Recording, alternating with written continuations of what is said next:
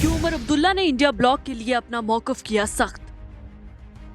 जम्मू कश्मीर में किन सीटों पर इंडिया इत्तेहाद से मुत्तफिक नहीं नेशनल कॉन्फ्रेंस,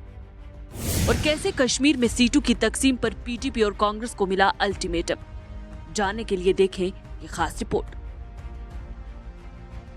जम्मू कश्मीर में पार्लिमानी इंतखाबात को लेकर सियासत में आए रोज तपश बढ़ती जा रही है। हर जमात अपनी अपनी सतह पर इलेक्शंस की तैयारियों में मसरूफ है। जहां एक तरफ तैयारियां जोरों पर हैं, वहीं इंडिया इत्तेहाद में भी कुछ स्प्लिट्स नजर आ रहे हैं और इसके चलते उमर अब्दुल्ला ने इंडिया ब्लॉक में अपना मौक़िफ़ सख्त कर लिया है और कश्मीर में सीटों की तकसीम को लेकर कांग्रेस और पीटीपी को अल्टीमेटम भी दे दिया है।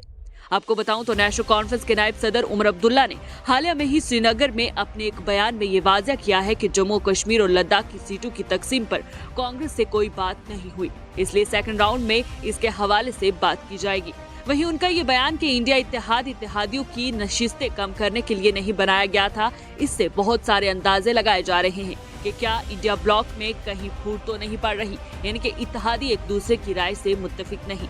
अपने बयान में उमर अब्दुल्ला ने कहा कि कांग्रेस की क़यादत में इंडिया ब्लॉक बीजेपी की सीटें कम करने के लिए बनाया गया था, न कि इसलिए कि अपने ही इत्तेहादियों की सीटें कम करना शुरू कर दी जाए। सख्त मौक़िफ़ रखते उमर अब्दुल्ला ने इस बात का जोरों से ऐलान कर दिया है कि उनकी पार्टी कश्मीर की तीनों सीटें नहीं छोड़ेगी जो कि 2019 में जीती थी और अब नेशनल कॉन्फ्रेंस मुज़ाकरात का दूसरा दौर शुरू करेगी। उमर का ये कहना था कि फर्स्ट राउंड में दिल्ली में कांग्रेस की जानिब से कुछ तजावीज पेश की गई थी जिन पर नेशनल कॉन्फ्रेंस में पार्टी के अंदर बहस की जरूरत थी, यानी कि उस पर सोच विचार करना था और इन तजावीज में से एक तजवीज को नेशनल कॉन्फ्रेंस की सीनियर क़यादत की जानिब से रद्द कर दिया गया है।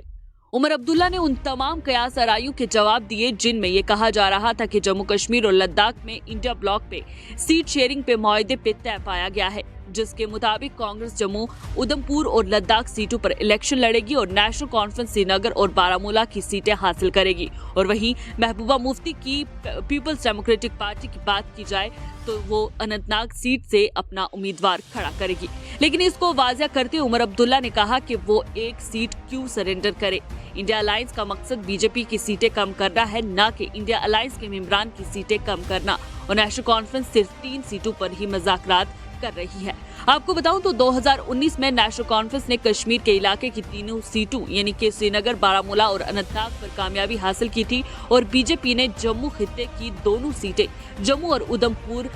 लद्दाख के अलावा जीती थी। उमर अब्दुल्ला ने ये बात साफ तौर पर वाज़ेह कर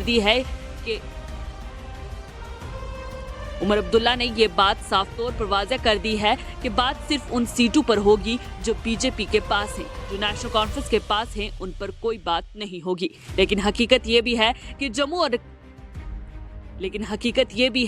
जम्मू और लद्दाख की दोनों सीटों को बीजेपी ने गुज़श्ता 2 इंतखाबात में अपना गढ़ बनाया है, इसलिए कांग्रेस कश्मीर में भी कम से कम एक सीट का मुतालबा कर रही है। इसके साथ ही पीपल्स डेमोक्रेटिक पार्टी भी जम्मू में किसी भी सीट पर इलेक्शन लड़ने से कतराती है। ख्याल रहे चंद हफ्ते कबल नेशनल कॉन्फ्रेंस के सुप्रीमो डॉक्टर फारूक अब्दुल्ला ने